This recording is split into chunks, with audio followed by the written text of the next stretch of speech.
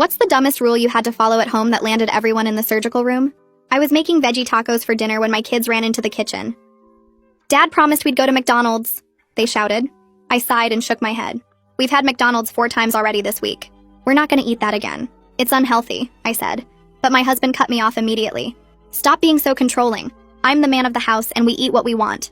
I tried to explain that the kids needed a balanced diet and home-cooked meals, not fast food every single day, but he just turned to them with a big smile. Mommy acts like she's such a smarty pants sometimes and keeps telling us what to do. But Daddy says you should eat what makes you happy. The kids cheered and hugged him tight while I stood there feeling like the enemy. You're not their friend. You're their father. We can't always do what they want, I reminded him. And you're not a nutritionist, he shot back. I'm tired of all your nagging about, oh, you can't have fried food again, or oh, don't give the kids candy. Give it a break, you little food dictator. Let me handle our meals from now on. I frowned, watching them go out to McDonald's for the 5th time this week and thought, fine. If he wanted to be in charge of food, he can have it all. So I stopped cooking, stopped suggesting we eat something healthier, stopped everything entirely. The first week was like a dream haven for them. Daily McDonald's runs, candies with every meal. My husband would come home with bags of fast food, holding it up and announcing it like he'd hunted and gathered for his family. He bragged to his coworkers about how peaceful his house was now that the food police had been disbanded. And they actually encouraged him with comments like, lucky man, and I wish my wife was that cool. He'd even show me those texts to prove his point. But by the second week, I noticed him starting to get winded just walking up our driveway. He'd pause at the doorway, pretending to fumble around for his house keys while he caught his breath. The kids struggled too. My son Elian was getting teased and left out in PE because he couldn't run without getting sick. My daughter Tori split her uniform pants and came home crying and embarrassed after her friends teased her about her weight and eating habits. Do you always scarf down food like that? Her best friend had asked during lunch in front of everyone. But when I tried suggesting maybe we go back to eating my balanced meals, my husband laughed. They're just growing. He bought them bigger uniforms and jackets to hide their growing bodies. Things only got worse. My husband fell over and injured his back after trying to tie his shoelaces. He was forced to switch to slip-ons just to go to work. He also got stuck in restaurant booths and started spilling into the seats beside him. Even our relatives started teasing them. At Thanksgiving, my husband reached over to refill his plate when his brother said, "Whoa there, that platter's for sharing, not for one person." Everyone burst out laughing, sharing twisted jokes about their weight. And while the kids looked embarrassed, my husband's response was the same to every humiliation. The world's not built for real-sized people. But it wasn't until the trampoline incident when they started to realize just how bad it's actually gotten. Tori's friend had a birthday party with a trampoline. And when Elian jumped on, a horrible ripping sound spread before the whole thing collapsed.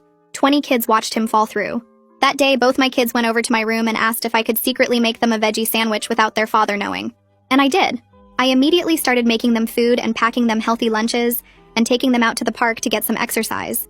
But on my husband's birthday, something completely turned things around. That Saturday, he brought us to a local steakhouse and signed up for the 72-ounce steak challenge. I gotta show everyone what a real man can do, he said. The kids looked uncomfortable. I watched him at the table halfway through the massive steak. His face was red and sweat was pouring down his forehead. A crowd had gathered and was cheering him on while I finally begged him, "Please stop. This is insane. Stop controlling me," he said through a mouthful of meat.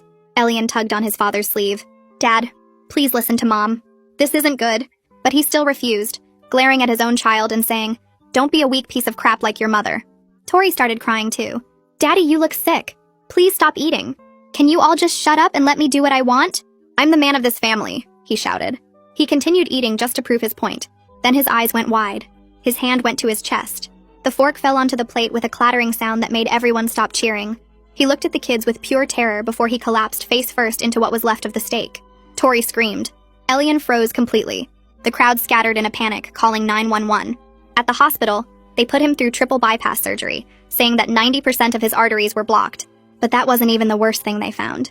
In his stomach was something so crazy, they almost named it after him. The ambulance ride was a blur of sirens, and Tori's sobbing and paramedics shouting numbers I didn't understand. Now I'm sitting in the hospital waiting room with both kids pressed against my sides. Elian has his face buried in my shoulder and won't look up. Tori keeps asking if Daddy is going to die, and I keep saying no, even though I have no idea if that's true. Nurses rush past us in the hallway talking in urgent voices about cardiac arrest and blocked arteries. A woman at the desk keeps glancing at us with this sad look on her face. The fluorescent lights make everything feel too bright and too real. My hands won't stop shaking.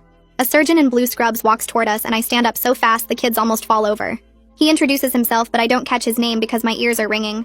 He's holding a clipboard and his face is serious. He tells me my husband needs emergency triple bypass surgery right now. 90% of his arteries are blocked. He could die without immediate intervention. The surgeon hands me consent forms and a pen. I try to read the papers, but the words swim together. My hands shake so badly I can barely hold the pen. The kids watch me with these terrified faces. I sign everything. Line after line after line. The surgeon takes the forms back and tells me the surgery will take several hours. He walks away quickly. I pull the kids back down onto the plastic chairs. Tori asks what triple bypass means. I explain that the doctors need to fix Daddy's heart because it's very sick. Elian finally looks up at me and his eyes are red and swollen. I tell them both that Daddy is going to be okay. I say it with as much confidence as I can manage. But sitting there in that cold waiting room with my kids clinging to me, I'm not sure I believe it myself.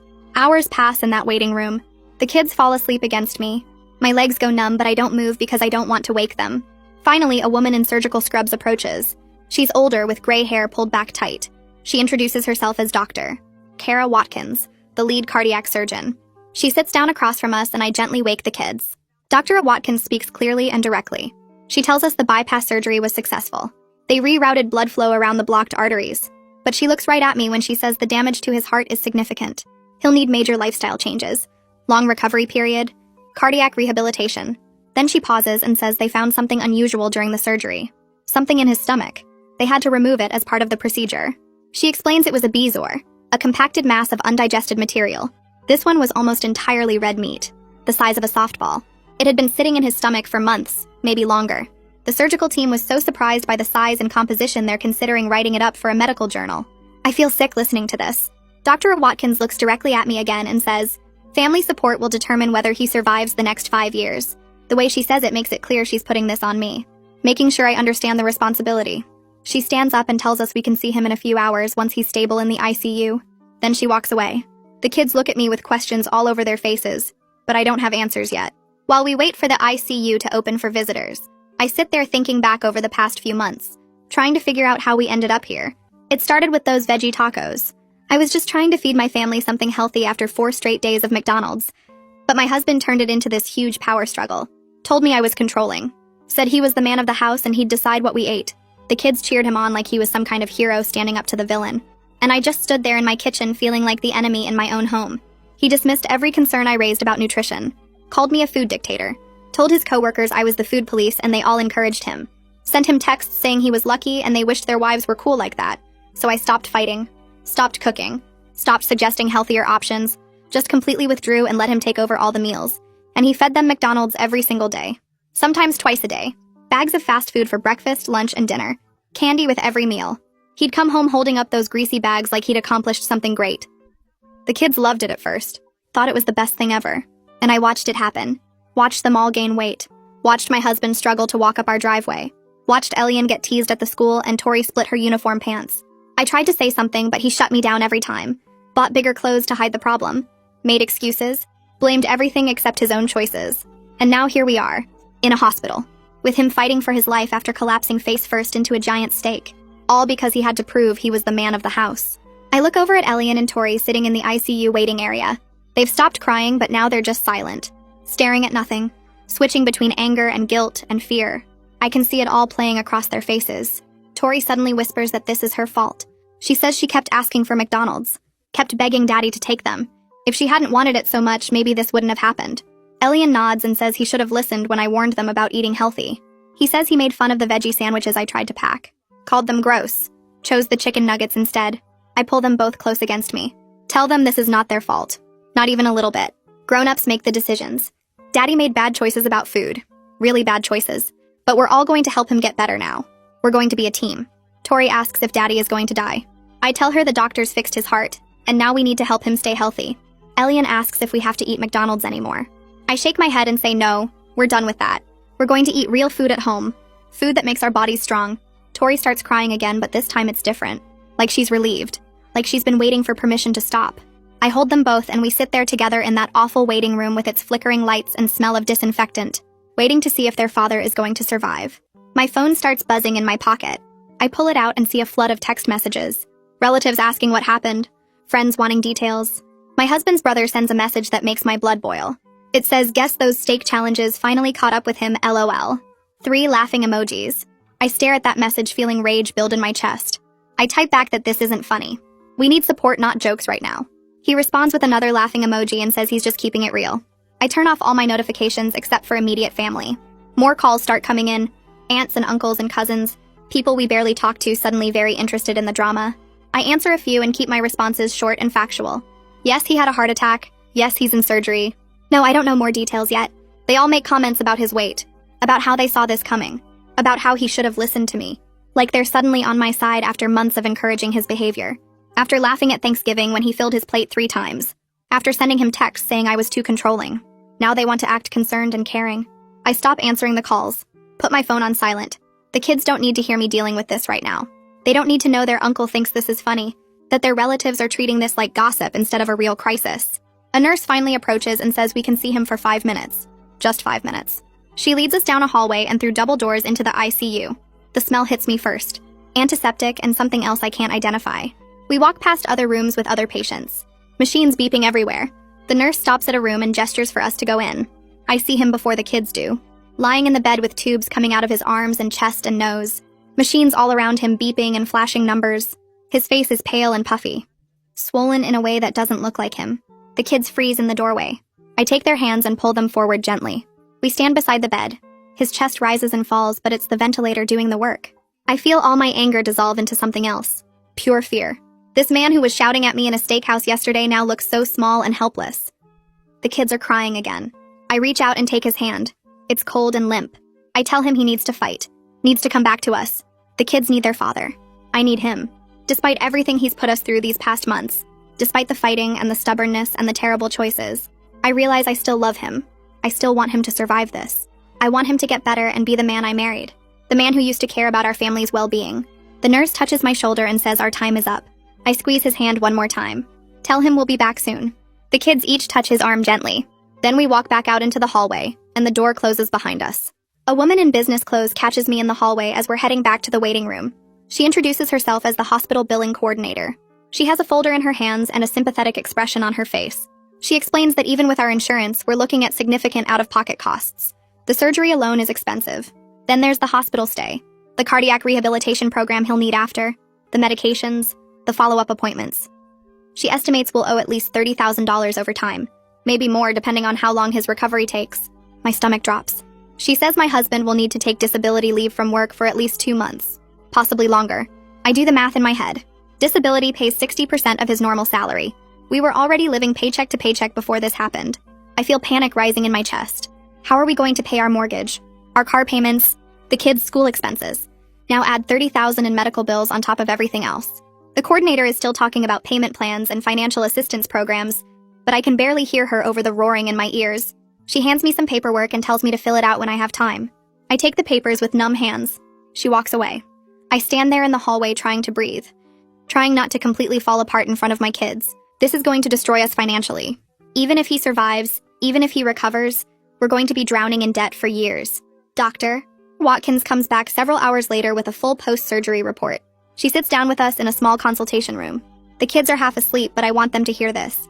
She explains that the triple bypass went well overall. His heart is pumping adequately now. The blood flow has been restored. But then she starts talking about the Bezor again. She pulls out photos on her tablet.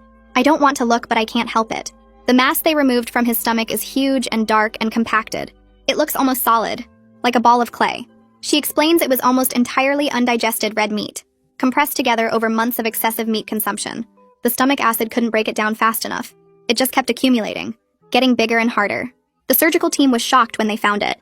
She says they've seen Bezors before, but never one this large or this composition. Usually they're made of fiber or hair. This was pure meat.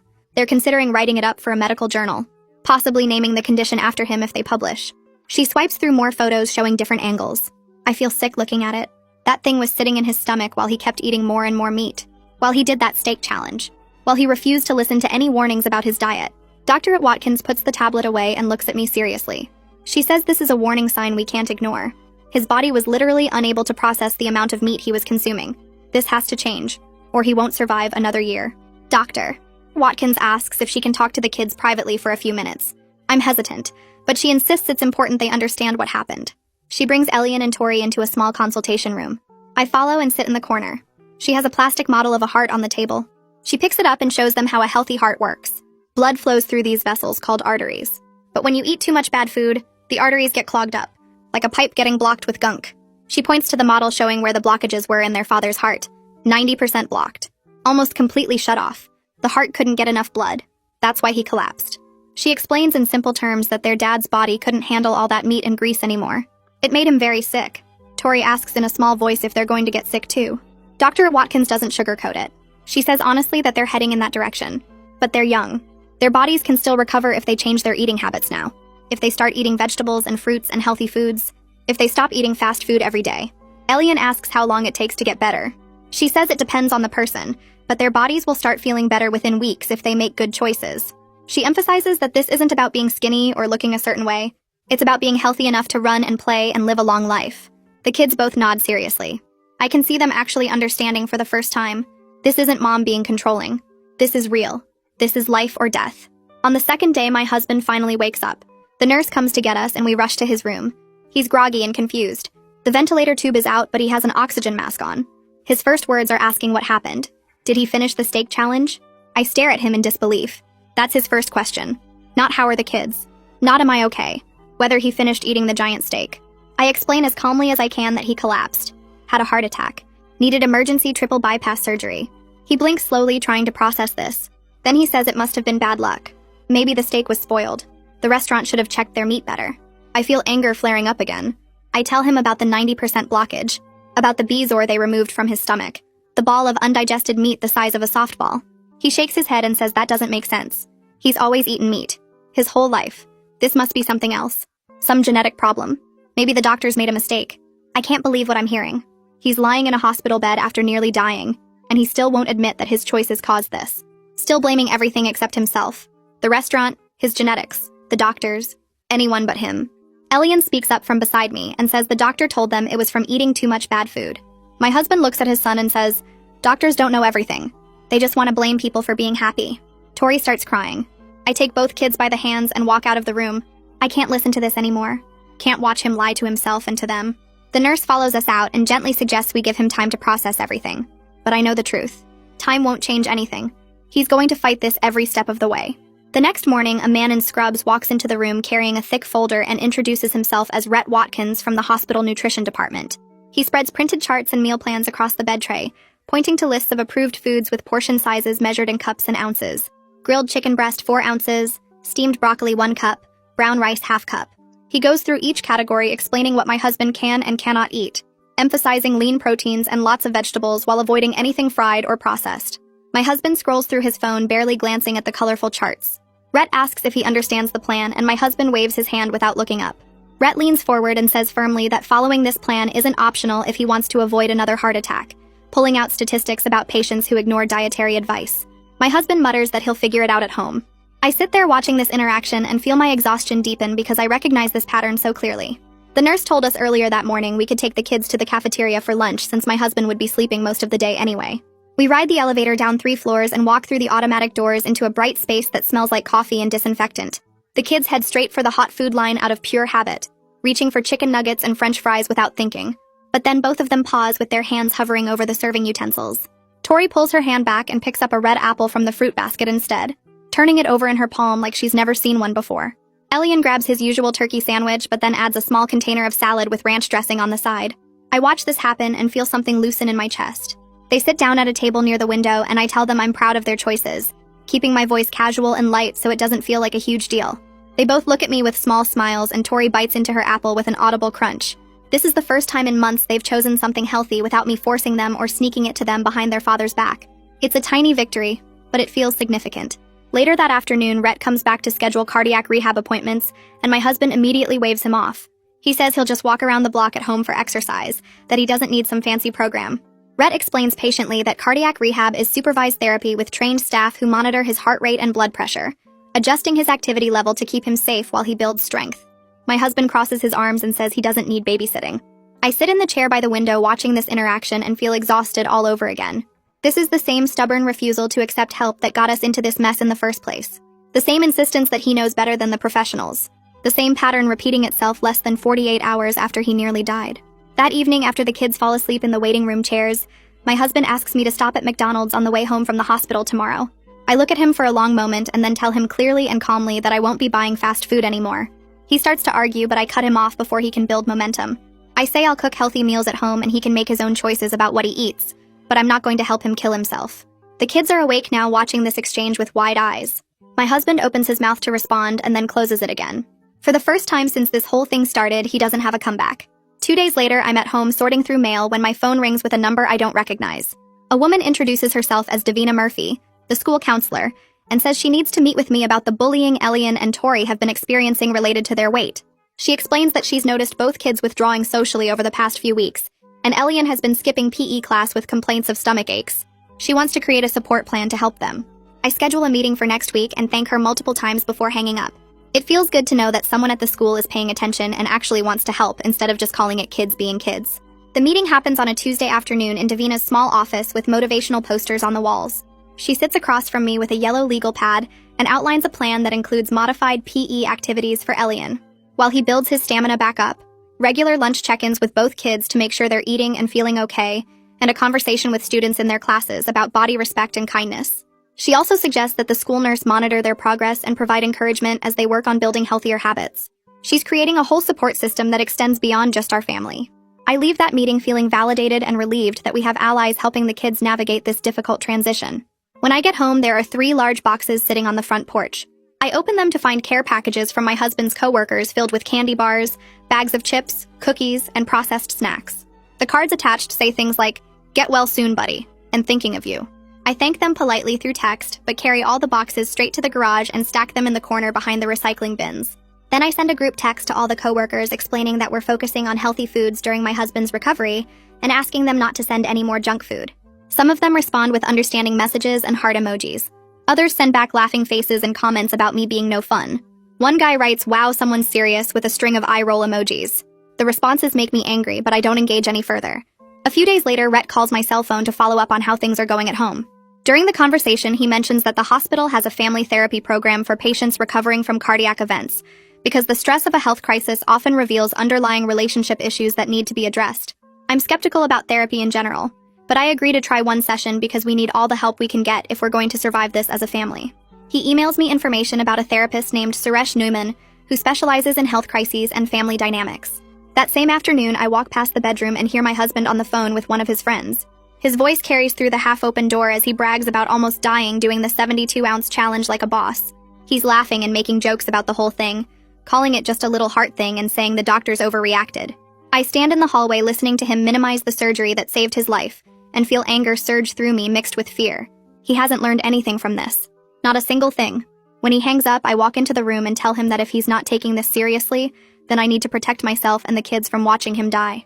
He looks startled, like he didn't realize I was listening. That night, I make veggie tacos for dinner, the same meal that started this whole nightmare months ago, when he took control of our family's eating habits. I set the table without saying anything and call the kids down. They come running and start building their tacos with actual enthusiasm, telling their dad about which toppings they're choosing and why. My husband sits at the head of the table in cold silence, picking at his food with his fork, but he does eat it. He cleans his whole plate without complaining out loud. I consider that a small win, even though the tension in the room is thick enough to cut with a knife.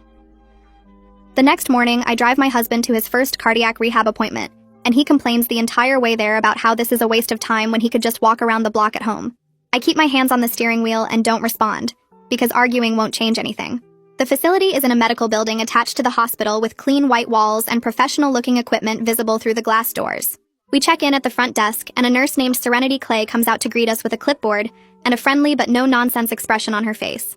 She takes us back to the rehab area where treadmills and exercise bikes are set up with monitors and emergency equipment nearby. My husband reluctantly changes into workout clothes in a small locker room while I sit in the waiting area watching other cardiac patients doing their exercises at various stations. Serenity attaches monitor leads to my husband's chest and explains the program requirements in a firm voice that doesn't leave room for negotiation. He gets on the treadmill with obvious reluctance and she starts it at a very slow walking pace. Within 2 minutes, I can see sweat forming on his forehead and his breathing getting heavier. He looks genuinely surprised by how quickly he gets winded from something as simple as slow walking. His face turns red and he grips the handrails tighter than necessary. 10 minutes into the session, my husband clutches his chest with one hand and tells Serenity something feels wrong. She immediately hits the emergency stop button, and 2 other staff members rush over to check his vitals. They take his blood pressure and pulse while asking him questions about the pain and where exactly he feels it. I stand up from my chair in the waiting area with my heart pounding, but force myself to stay calm and not rush over. After several tense minutes, Serenity explains that it's minor muscle pain from the surgery rather than a new heart problem. The scare visibly shakes my husband, and his bravado cracks just a little as he sits on the edge of the treadmill looking pale and scared. Serenity sits down next to him and explains in a patient but firm tone that this is exactly why supervised rehab is necessary. She tells him they can tell the difference between normal recovery pain and actual cardiac events, and that trying to exercise at home without monitoring could be dangerous or even deadly. My husband nods slowly and doesn't argue back for once.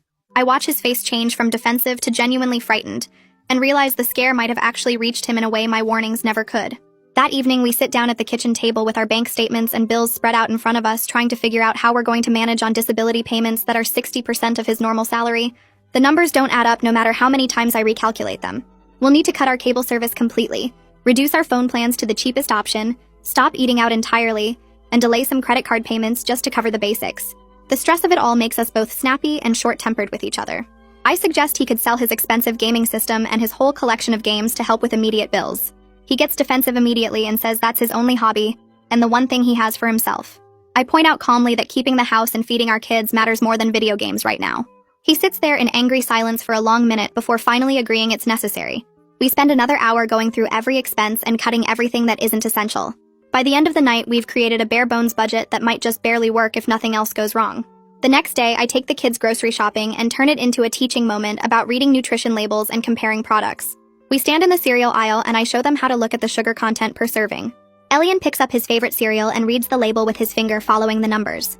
His eyes go wide when he discovers it has more sugar than a candy bar. Tori grabs a box of frozen meals she usually likes for lunch and is shocked by how much sodium is packed into each serving. I explain what sodium does to your body and why too much is bad for your heart, without lecturing or making them feel guilty about past choices. We spend extra time in the produce section letting them pick vegetables they're willing to try eating. Elian chooses colorful bell peppers in red and yellow because he likes how bright they look. Tori picks snap peas because she remembers eating them raw at a friend's house once and liking the crunch. I grab hummus for them to dip the vegetables in and explain that it's made from chickpeas and is full of protein and fiber. The kids seem genuinely interested instead of resistant, and they help me load the cart with fresh produce and lean proteins. I let them each pick one small treat as a reward for being good sports about the healthy shopping. Our first family therapy session with Suresh Neumann happens 3 days later, and the awkwardness is thick from the moment we walk into his office. My husband sits in his chair with his arms crossed over his chest and barely participates in the conversation. Suresh asks open-ended questions about our family dynamics and how we communicate about health and food choices. I try to answer honestly while my husband just shrugs or gives one-word responses. Suresh gently points out the control dynamics in our relationship and notes that my husband used food as a power move, while I responded by completely withdrawing from the situation. My husband deflects immediately and says I was being controlling about what everyone ate and treating him like a child. Suresh acknowledges that both patterns were unhealthy, but explains that the current crisis requires new approaches from everyone. He asks my husband directly what food represented to him growing up, and why he reacted so strongly to my suggestions about healthy eating. My husband shifts in his seat uncomfortably and doesn't answer. Suresh doesn't push, but makes a note on his pad and says we'll explore that more in future sessions. The hour feels like 3 hours, and we leave without making much progress, but at least we showed up. Rhett schedules a follow-up dietitian appointment the following week and has the kids create a visual meal plan with pictures of foods they like that are also healthy. He gives them magazines and printed photos to cut out and paste onto a poster board. Elian gets excited about making his own smoothies with fruit and yogurt and cuts out pictures of strawberries and bananas and blueberries. Tori wants to learn to cook simple stir-fries with lots of vegetables and finds photos of colorful peppers and broccoli and snap peas. Rhett encourages their enthusiasm and writes down recipes they can try at home. My husband sits through this session looking bored and non-committal. He checks his phone several times and only half listens to what Rhett is explaining about portion sizes and meal timing. I feel frustration building in my chest, but try to stay focused on the kids' enthusiasm instead of my husband's resistance. The kids tape their meal plans to the refrigerator when we get home, and Elian asks if we can make smoothies for breakfast tomorrow. Elian goes back to PE class with his new accommodations, which include modified activities and permission to take breaks without having to explain why. He comes home that afternoon practically bouncing with excitement because he was able to participate in a relay race at his own pace and didn't get sick or teased. The PE teacher let him walk fast instead of run and positioned him as the anchor leg so he wouldn't hold up his team. His team actually won, and the other kids high-fived him and celebrated together. The teacher pulled him aside after class to praise his effort and tell him she was proud of how hard he tried. I can see Elian's confidence starting to rebuild just a little bit as he tells me the whole story with animated hand gestures. He asks if he can go to the park after homework to practice walking fast, so he can maybe try jogging next week. That weekend, Tori and I go for a walk around the neighborhood together while my husband stays home with Elian. We make it 2 blocks before Tori complains that her knees hurt and asks if we can stop. I validate her feelings instead of pushing her to continue, and we sit on a bench at the corner park. I tell her that bodies need time to adjust to new activities and that it's okay to go slow. She admits she's embarrassed about not being able to keep up with her friends during recess when they run around playing tag. I share that I struggle with exercise too, and that it's hard for me to stay motivated sometimes. We sit there together watching other kids play, and I make it feel less like a personal failure and more like something we're working on together as a team. Tori leans against my shoulder and says she's glad I understand. We walk back home slowly and stop twice more to rest. The next week, my husband tries to pressure me to stop at a drive-thru on the way home from his rehab appointment. He says he deserves a treat for doing all the exercises and working so hard. I refuse calmly but firmly and remind him about what Dr. Watkins said about his arteries and his damaged heart. I offer to make him a satisfying meal at home instead with the ingredients we bought at the grocery store. He sulks the rest of the drive home and won't talk to me or look in my direction. When we get home, he goes straight to the bedroom and closes the door. I start helping the kids with their homework at the kitchen table. About 20 minutes later, I hear him on his phone in the bedroom talking in a low voice. I don't think much of it until a delivery driver knocks on our door an hour later with a bag from a burger place. The delivery arrives while I'm still helping the kids with their math worksheets and spelling words. My husband takes the bag and eats the greasy burger and fries in the living room while watching television. I don't say anything because arguing will just make things worse. Within an hour, he's in the bathroom with stomach distress and I can hear him groaning and clearly in pain through the closed door. The kids hear everything too because our house is small and the bathroom is right off the hallway. Tori starts crying and saying she doesn't want Daddy to die. Elian looks toward the bathroom with something like disgust on his face instead of concern. I pull Tori close and try to comfort her while listening to my husband suffer the consequences of his choice. I realize this might be the wake-up call that actually reaches all of them in a way my words never could. I finish helping the kids with their homework and get them ready for bed. Tori hugs me extra tight and asks if Daddy is going to be okay. I tell her yes, even though I'm not sure anymore. Elian brushes his teeth without being asked and goes straight to his room. I tuck them both in and wait until I hear their breathing get slow and steady. My husband is still in the bedroom with the door closed. I grab my keys and go outside to my car in the driveway. I sit in the driver's seat and lock the doors. Then I let myself cry. I'm so angry at him for ordering that burger after everything we've been through. I'm scared he's going to die and leave me alone with 2 kids who just watched their father almost kill himself. I'm mad that I have to be the grown-up while he acts like a child who can't control himself. The tears come hard and I have to cover my mouth so the neighbors don't hear. I think about what happens if he dies. I think about raising Elian and Tori by myself. I think about the medical bills and the mortgage and everything else. But sitting here falling apart won't help anyone. I wipe my eyes with my sleeve and take some deep breaths. I have to stay calm. I have to stay steady. No matter what he does, I have to keep going for the kids. 3 days later, we have the follow-up appointment with Dr. Watkins at the hospital. My husband complains the whole drive there about having to take time off work. We sit in the exam room and wait. Dr. Watkins comes in with a folder full of papers and test results. She reviews his blood work and checks his heart with her stethoscope. Everything sounds okay for now. Then she pulls out some printed images and spreads them on the table. She points to dark spots and blocked areas on pictures of his heart. She looks right at him and speaks in a clear, firm voice. If you keep eating like you did before, you will die within 5 years. Maybe sooner. The bypass surgery bought you time, but it didn't fix the real problem. Your heart is damaged. These arteries can block up again if you don't change. She shows him another image with arrows pointing to the worst areas. Do you want to see your kids graduate high school? Do you want to walk your daughter down the aisle someday? Because the choices you make right now decide if that happens. My husband sits there looking pale and shocked. His mouth opens, but nothing comes out. Dr. Watkins puts the images back in the folder and hands him a card for a support group. She tells him to think hard about what matters most. We leave the office in silence. That weekend, my husband's brother shows up at our house unannounced. He walks in carrying a 6-pack of beer and immediately starts making jokes. He sees the vegetables I'm chopping for dinner and laughs. Look at all this rabbit food. You guys eating like bunnies now? He pulls out his phone and shows my husband some pictures from the hospital. Remember when you were in that gown with your butt hanging out? Classic. He's laughing hard and slapping his knee. My husband looks uncomfortable but doesn't say anything. His brother keeps going. Man, they got you on the heart-healthy diet now. That's rough. No more real food for you. I put down my knife and turn to face him. Those jokes aren't helpful right now. If you can't be supportive, then you should leave. His brother stops laughing and looks surprised. My husband's eyes go wide. There's a long, awkward silence where nobody moves. Then his brother clears his throat and mumbles an apology. He changes the subject and asks about work instead. The rest of the visit is tense, but at least he stops making fun of us. On Monday morning, my phone rings while I'm doing laundry. It's Davina from the school. She tells me she wanted to check in about how the kids are doing. She says both Elian and Tori are handling the peer comments much better now. Elian found a group of friends who eat lunch with him and don't care what he brings. They talk about video games and sports instead of food. Tori has been working with the school counselor twice a week on positive self-talk. When someone says something mean, She has tools now to handle it. Davina says the bullying hasn't stopped completely, but it's better. The kids have strategies and they're using them.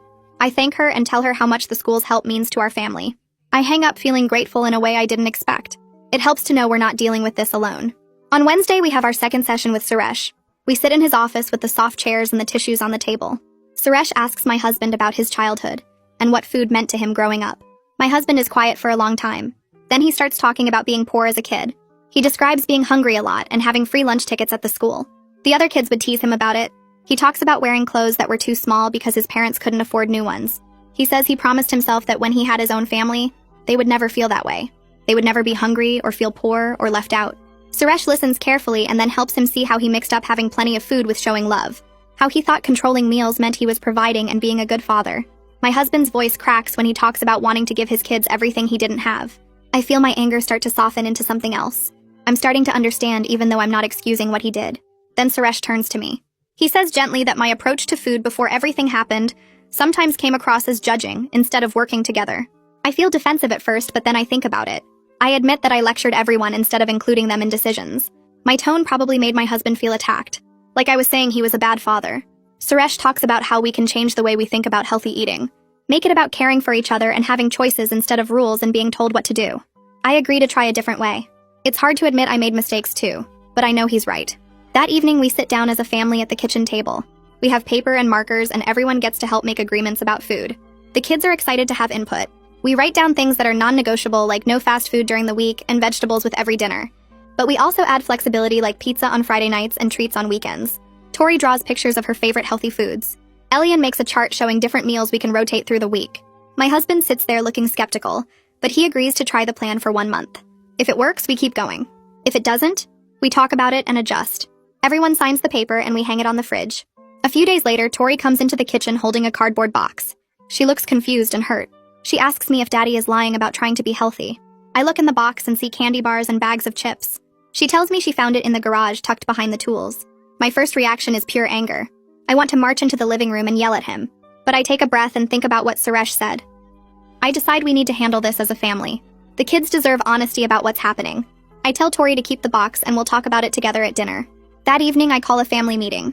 We all sit at the table and Tori puts the box in the middle. My husband's face turns red when he sees it. He looks embarrassed and angry at the same time. Elian stares at his father and speaks in a quiet voice. He says he's scared. He doesn't want his dad to die. He needs him to try harder. My husband starts to say something defensive. His mouth opens and I can see him getting ready to make excuses or get mad. But then he stops himself. He closes his mouth and just sits there. The silence stretches out for what feels like forever. Then he apologizes. His voice is shaky and the words come out slow. He admits he's struggling with cravings. He feels like a failure. He hid the food because he was ashamed. This is the first time since the hospital that he's been completely honest with us. Tori starts crying. I reach over and hold her hand. My husband looks at both kids and promises to do better. It's not perfect, but it's real. A week later, Rhett calls my husband and invites him to a group class at the hospital for cardiac patients. My husband doesn't want to go, but I convince him it might help. We drive there on Tuesday evening. The class is in a conference room with about 15 people sitting in a circle. They go around sharing their stories. A man who looks about my husband's age talks about his near-death experience. He describes having a second heart attack 2 years after his first one. He missed his daughter's wedding because he was in the hospital. His voice breaks when he talks about seeing the photos later and knowing he wasn't there. He tells everyone that he thought he had more time. He thought he could cheat the system. But the heart doesn't care about excuses. I watch my husband's face while the man talks. He's actually listening. His usual defensive expression is gone. On the drive home, he's quiet and thoughtful. Then he asks me questions about the meal plan for the first time. Real questions about what he can eat and how to make it taste good. Not arguments or complaints, just questions. I answer them carefully and we talk the whole way home. When we get home that night, I pull out our bank statements and medical bills and spread them across the kitchen table. My husband sits down across from me looking tired and we start adding up numbers. His disability payments are 60% of his normal salary, and the medical bills keep arriving in the mail every few days. We owe the hospital $30,000 even after insurance, and the minimum monthly payment is $500 that we don't have. I write down all our regular bills and subtract them from his reduced income and there's almost nothing left over. He stares at the numbers and his face goes pale. I suggest we need to cut cable and reduce our phone plans and stop eating out completely. He nods, but it's still not enough to cover everything. Then I bring up his gaming system and collection sitting in the basement. He bought the setup 3 years ago and spent thousands on games and controllers and a special chair. His jaw tightens and I can see him wanting to argue, but instead he just sits there quiet. Finally, he says we can sell it. His voice sounds defeated, and I know this hurts him because gaming was his way to relax after work. But he admits out loud that keeping our family safe matters more than his hobby. We spend the next hour taking photos of everything and writing descriptions and posting them online. Within 2 days, people start messaging with offers, and by the end of the week, we've sold almost everything for enough to cover 2 months of minimum payments. The relief I feel is physical, like I can breathe deeper for the first time since the hospital. On Saturday morning, I see a flyer for a community walk event at the local park, and I think maybe this could help make exercise feel less like punishment. I tell the kids we're going, and they seem excited about the idea of walking with other families. My husband overhears and says he'll come too, but he's just going to watch. We drive to the park, and there are maybe 50 people gathered near the starting line with numbers pinned to their shirts. The kids and I sign up for the 1-mile loop, and my husband finds a bench near the path. I watch him sit down heavily and pull out his phone. We start walking with the crowd, and Elian keeps pace beside me while Tori skips ahead a little. About halfway through the loop, we pass my husband's bench, and I glance over at him. He's not looking at his phone anymore. He's watching the families walking together with this expression on his face that makes my chest hurt. It's longing mixed with embarrassment, and I can see him wanting to be out here with us, but feeling too ashamed of how out of shape he is. Other dads are walking with their kids and laughing, and he's sitting alone on a bench. When we finish the loop and come back to him, he asks how it was, and Elian says it was fun. My husband nods and looks away, and I realize he's fighting with himself about his limitations in a way he hasn't before. 2 days later, my phone rings while I'm making dinner, and it's Serenity from cardiac rehab. She tells me my husband missed his last 2 appointments, and she's calling to follow up. Her voice is firm but not mean, and she explains that missing sessions will slow his recovery and increase his risk of another cardiac event. I feel anger rise in my chest because he told me he went to both appointments. Serenity says she needs to speak with him directly, so I hand him the phone. He takes it looking guilty and walks into the other room. I can hear her talking through the wall, and she's not accepting his excuses about being busy or tired. She tells him that inconsistent attendance means he's not taking his recovery seriously, and that his heart doesn't care about his excuses. Then she schedules his next 3 sessions right there on the phone while he's still talking to her so he can't avoid committing. When he hangs up, his face is red, but he writes the appointments on the calendar without arguing. Over the next 2 weeks, he doesn't miss a single session, and I realize something important. He responds better to external accountability from medical professionals than to me reminding him at home.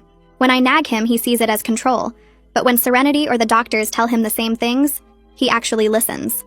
I decide to try a different approach with meals, and one evening I sit down with my husband and ask him to choose one satisfying meal per week that he wants me to cook. I tell him it needs to be something he really enjoys, but we'll make it with healthier ingredients. He thinks for a minute and then says, spaghetti and meatballs. I suggest we use lean ground turkey instead of beef and whole wheat pasta, and add vegetables to the sauce. He looks skeptical but agrees to try it. The next day we go grocery shopping together for the first time in months. He pushes the cart while I pick out ingredients and explain why each choice is better. We get the ground turkey and he holds the package reading the label. In the produce section, I let him pick which vegetables to add, and he chooses mushrooms and bell peppers. Back home we start cooking, and he stands at the counter chopping the vegetables slowly. It's awkward because he's never really cooked before, and he cuts the peppers into uneven pieces. But he's trying, and I can see him taking ownership of the process, instead of just complaining about what I serve. When we sit down to eat, the kids say it tastes good, and my husband admits it's pretty close to the regular version. He even goes back for seconds, which surprises me. The school has a fall festival the following weekend with game booths and food stands set up in the parking lot. I pack a small cooler with apple slices and string cheese and crackers for the kids.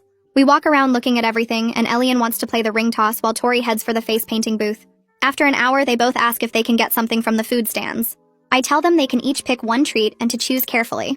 Elian walks up and down looking at all the options before picking a small cotton candy.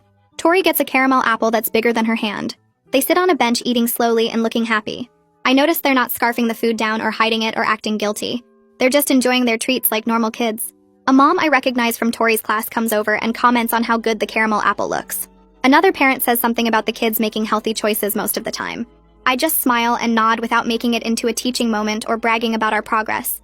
I want this to feel normal for them, not like some big accomplishment that puts pressure on them. Late that night, after everyone's asleep, I sit at my computer and open a private browser window. I type in separation and divorce and start reading articles about custody arrangements. I'm not planning to leave right now, but I need to know my options if my husband keeps sabotaging his health. The articles talk about joint custody and child support and dividing assets. I read about how courts decide custody based on the best interest of the children. Then I look up the financial side and see that I'd need money for a lawyer and deposits on a new place. I open our bank account and look at the balance and know I can't afford to leave right now even if I wanted to. So I start making a plan. I print out copies of our important documents like marriage certificate and the kids' birth certificates and our tax returns. I hide them in a folder in my car. Then I open a separate savings account at a different bank and transfer $50 from our joint account. It's not much, but it's a start. I tell myself this isn't a decision yet. It's just preparation. Having a plan makes me feel less trapped and more in control of my future. If my husband continues refusing to take care of himself, then I need to be ready to protect myself and the kids. 3 days later, I'm at my computer again when my husband comes home early from work. He walks into the office and I quickly close the browser, but I'm not fast enough. He sees the divorce lawyer website on the screen before it disappears. His face goes white and then red and he asks what I'm looking at. I take a breath and decide to be honest. I tell him I've been researching separation options. He starts to get defensive and then stops himself. Instead, he asks quietly if I'm leaving him. His voice is shaking and all the usual bravado is gone. I tell him honestly that I don't know. I can't watch him slowly kill himself and traumatize our kids in the process. If he's not going to take his recovery seriously, then I need to think about protecting Elian and Tori and myself. He sits down hard in the desk chair and puts his face in his hands. Then he starts crying actual tears, not just watery eyes. He says he's terrified of losing his family. He admits he's been scared every single day since waking up in the hospital. He's scared of dying and scared of changing and scared of failing at recovery. This is the first time since the heart attack that he's been completely honest and vulnerable with me. I sit there watching him cry and feel my anger mixing with sadness. Part of me wants to comfort him, and part of me thinks he should have been honest weeks ago instead of hiding snacks and lying about rehab. We stay up until 2 a.m. having the hardest conversation of our marriage. I tell him I need him to agree to a clear separation of control, where I make the health decisions for our family. His role needs to be specific and measurable, not just promises to try harder. He needs to attend every single rehab appointment without excuses. He needs to follow the meal plan we created together and not hide food or order delivery behind my back. He needs to keep going to therapy with Suresh and actually participate instead of sitting there with his arms crossed. I tell him if he can't do those things, then I need to protect the kids and myself by leaving. He's crying and nodding and saying he understands. I get a piece of paper and write down each specific commitment. Attend all cardiac rehab sessions 3 times per week. Take medications daily at scheduled times. Follow meal plan with no hidden food or secret orders. Attend therapy weekly and participate honestly. Walk together as a family 4 evenings per week. I write my own commitments too. Lead meal planning and preparation with his input. Support his recovery without nagging or criticism. Communicate concerns directly instead of withdrawing. We both sign the paper and I put it on the refrigerator where we'll see it every day. It feels real and binding like a contract, and I think maybe this is what we needed all along. Over the next 2 weeks, we work on building a routine that actually feels doable. My husband sets alarms on his phone for his medications and takes them at the same time every morning and evening. He goes to cardiac rehab on Monday, Wednesday, and Friday without missing once. After dinner, we put on our shoes and walk around the neighborhood together as a family. Some nights, he only makes it 2 blocks before getting tired, but he does it. There are slip-ups where he eats too much at dinner or says he's too tired for the walk. But instead of fighting about it, I just write it in a notebook we keep on the counter. The next day, we look at what happened and figure out how to adjust. Maybe he needs a bigger lunch so he's not as hungry at dinner. Maybe we need to walk earlier before he gets too tired. The kids watch us working together instead of screaming at each other, and I can see them relaxing. Tori stops looking scared every time we sit down to eat. Elian starts talking more at dinner instead of staying quiet and tense. At the follow-up lab appointment the next week, we sit in Dr. Watkins' office waiting for results.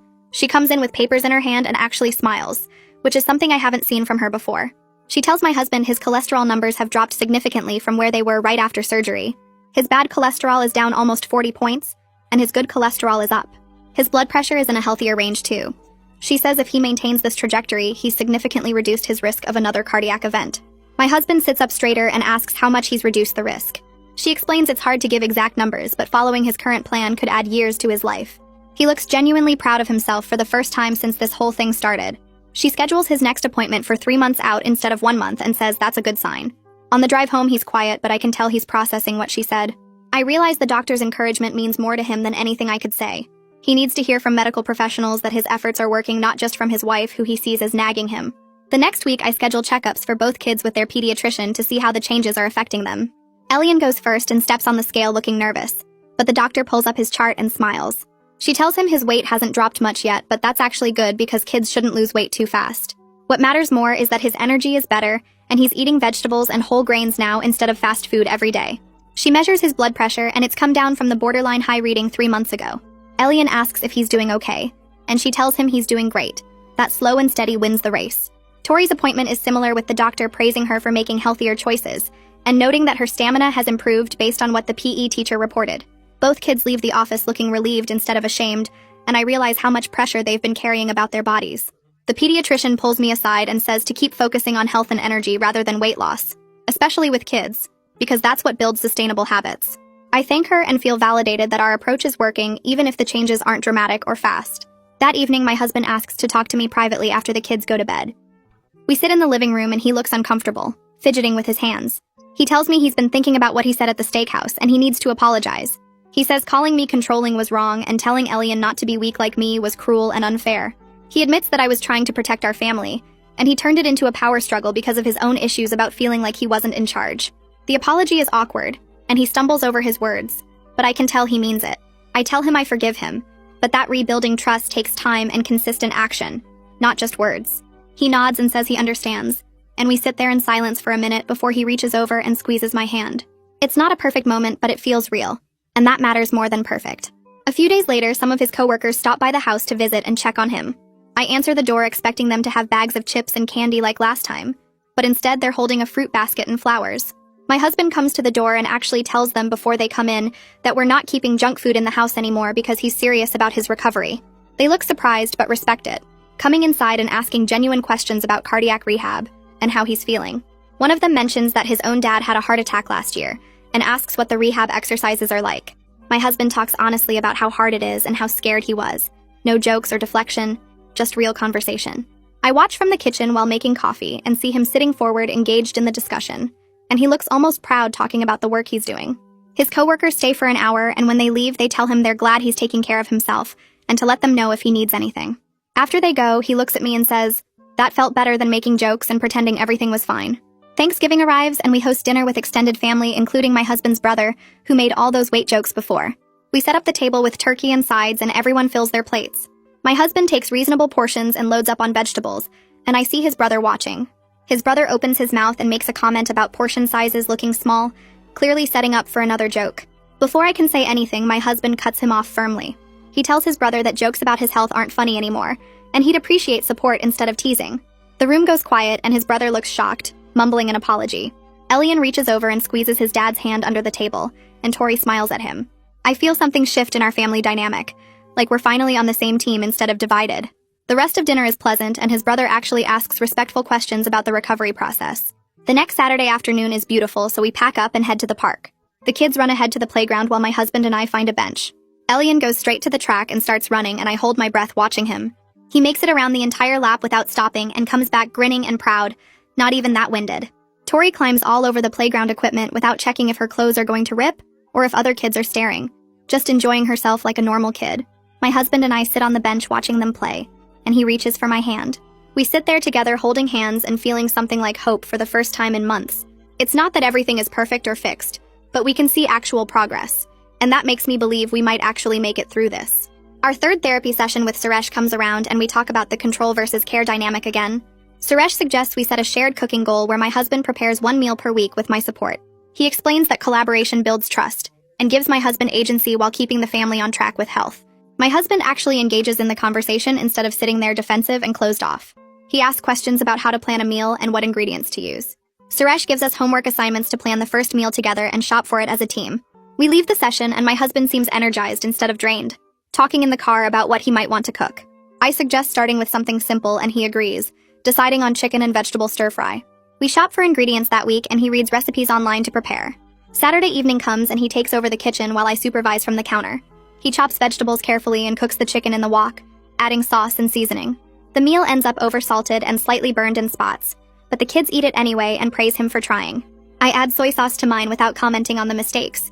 He looks embarrassed but also proud that he completed something, and after dinner we sit down and talk about what he'd do differently next time. He says he'd use less salt and cook on lower heat, treating it like a learning experience rather than a failure. I tell him I'm proud of him for trying, and he actually smiles. 3 months after the surgery, we go back for the surgical follow-up with Dr. Watkins. She reviews his test results and latest scans, then looks up at us with obvious satisfaction. She tells my husband she's clearing him to return to light-duty work because his recovery is going well. She reiterates that he's not cured and will need to maintain these changes permanently, and that backsliding could be fatal. But she's encouraged by his commitment and the progress he's made. My husband asks intelligent questions about long-term management and what warning signs to watch for. I can see he's actually engaged with his own health in a way he wasn't before the crisis. Dr. Watkins schedules his next appointment for 6 months out instead of 3 months, which she says is a good sign. My husband's first day back at work arrives, and I'm nervous for both of us. I pack him a healthy lunch with grilled chicken salad, fruit, and nuts to avoid the temptation of vending machines. He kisses me goodbye and heads out looking both excited and scared. Around noon, his coworkers take him out to celebrate his return at a restaurant near their office. He texts me a photo of his meal, a big salad with grilled salmon, while his coworkers have burgers and fries around him. The text says they're giving him a hard time, but he's holding the line. I respond with encouragement and a heart emoji, feeling like we're finally on the same team instead of fighting each other. He comes home that evening tired but happy, saying it felt good to be back at work and useful again. Late one night, about a week later, I wake up and realize my husband isn't in bed. I check my phone and see it's past midnight. My phone rings and it's him, his voice shaky. He tells me he's sitting in the McDonald's parking lot near our house looking at the lit-up menu. He says the craving hit him hard and he drove here before he really thought about it. I take a breath and talk him through it without judgment, reminding him about how far he's come and asking if the temporary satisfaction is worth risking everything. He sits quiet on the phone for a minute, then says he's turning the car around. 20 minutes later, he walks through the front door and we go to the kitchen together. I make popcorn and we settle on the couch to watch a movie. He tells me that calling instead of giving in felt like a real victory, that he almost ordered but stopped himself and reached out instead. I tell him I'm proud of him, and that's what progress looks like. Not perfection, but better choices when it counts. The next week, we start something that becomes our new Thursday tradition. I set out bowls of diced tomatoes, shredded lettuce, black beans, grilled chicken strips, cheese and salsa on the counter, and the kids come running when they smell the taco shells warming in the oven. My husband stands at the cutting board chopping peppers and onions, moving slowly but deliberately, and when Tori asks if she can help, he hands her the grater for the cheese. Elian sets the table without being asked and fills everyone's water glasses, and we all gather around the counter to build our tacos together. My husband adds extra vegetables to his and skips the cheese, making choices without me having to say anything, and the kids pile their plates high with colorful ingredients they actually want to eat. We sit down together and Tori announces that Thursday taco night is her favorite dinner now, better than McDonald's ever was, and Elian agrees between big bites of his creation. My husband reaches over and squeezes my hand across the table, a silent acknowledgement that we're doing this together now, and mealtimes feel cooperative instead of like a battle I'm fighting alone. The tacos become our symbol of the new normal we're building, where healthy eating is something we choose as a family, rather than something I force on everyone while they resent me for it. One evening a few weeks later, I sit on the back porch after the kids go to bed and let myself think about how far we've actually come since the steakhouse. My husband still struggles with cravings and gets defensive sometimes when I suggest we skip dessert, and I still feel angry when I remember him calling me controlling and telling Elian not to be weak like me. The kids have hard days too, when Tori comes home upset about comments on her lunch choices, or Elian feels frustrated that he's still slower than his friends in PE. We're not some perfect family now where everything is fixed and everyone is happy all the time. But the explosive fights are fewer, the communication is better than it was, and we're all genuinely trying instead of working against each other. That feels like enough for now. Like progress that might actually stick instead of some dramatic transformation that falls apart the first time things get difficult. The next weekend, we set up systems to help us maintain what we've built instead of sliding backward. I buy a big pill organizer and fill it with my husband's medications for the whole week, labeling each day clearly so he can't forget or skip doses. We print out his cardiac rehab schedule and post it on the fridge with magnets, right next to the meal plan chart the kids helped design. Then we sit down as a family and go over the warning signs of cardiac distress, making sure Elian and Tori know what to watch for and what to do if their dad has chest pain or trouble breathing. We practice the steps together, with the kids taking turns calling 911 on a disconnected phone and describing the emergency clearly. It's scary to talk about, and Tori gets teary imagining something happening to her dad again, but we push through the discomfort because being prepared feels better than being helpless.